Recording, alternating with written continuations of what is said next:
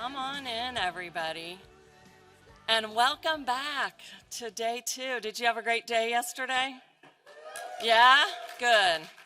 Good. Well, today is going to be even more exciting. And I just want to make sure that everyone's alerted to the pinnacle of our conferences, which is the dance party.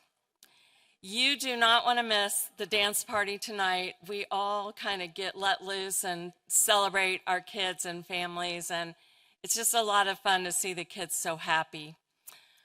Also, another highlight that touches my heart today will be the butterfly release in honor of our children who have already passed. And it's a beautiful thing to participate in, and the butterflies usually linger around and sit on our fingers while they kind of acclimate. And you can think of families who have undergone that particular type of loss. So don't miss that either. It's right before like dinner and dance. And so we'll make sure you get there. Thinking about yesterday, were you jazzed by that science? Did anybody like really feel like, oh my gosh, the science is exploding my brain? Yeah, Tracy did. I know Tracy did.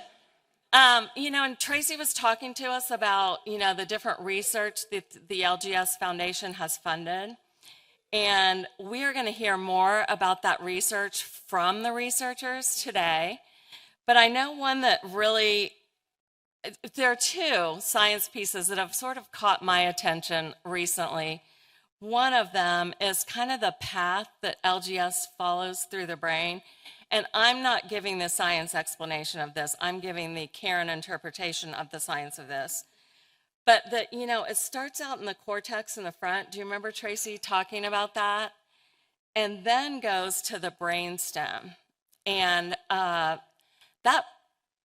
both parts of the brain are extremely important, but I learned that the brainstem really helps regulate so many things. So one of my wonders is, how could we stop that evolution from going to the brainstem? Can we stop it before it leaves the cortex, and then maybe stop LGS? So that has my brain going, I'm not smart enough to figure out that problem, but I can work with smart people to solve hard problems.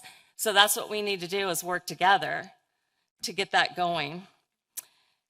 The other one that just really kind of explodes my brain, and I've got to look at my notes for this because I won't say the right words at all, but remember the attention network, the part of your brain that is alert and with it when you're learning and, interacting with people.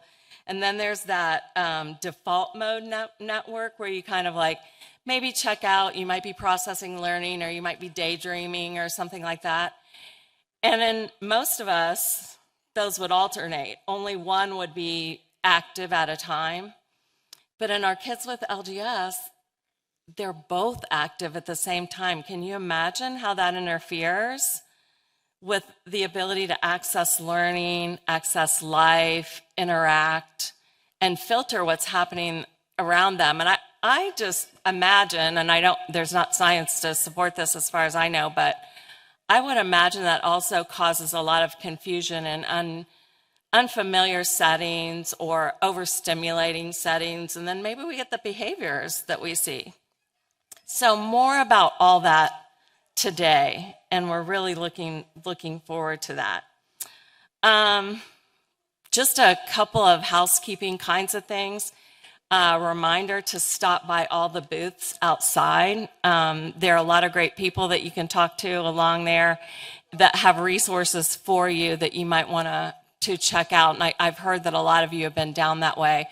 There's also a poster on display that shows the research of Dr. Aaron Warren, who was funded by the LGS Foundation, and he's going to talk about sleep today, which I know we are all affected by sleep or lack thereof.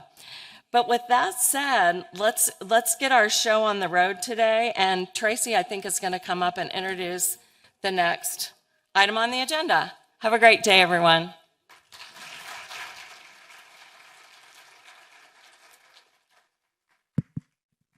Great. Thank you so much, Karen. It's great to see everybody here today. I hope you guys had a great time last night. Every year we have a few families that are so excited that we actually got to have a sit-down dinner and sat around the table and weren't judged as our LGS loved one was, doing whatever it is they do, being who they are. And it was really great food. So I hope, it's just such a meaningful thing, something we take for granted, I think, a lot, being able to go out and have something to eat. But it's really hard for our family. So last night was just more special, I think, than any of us really realize.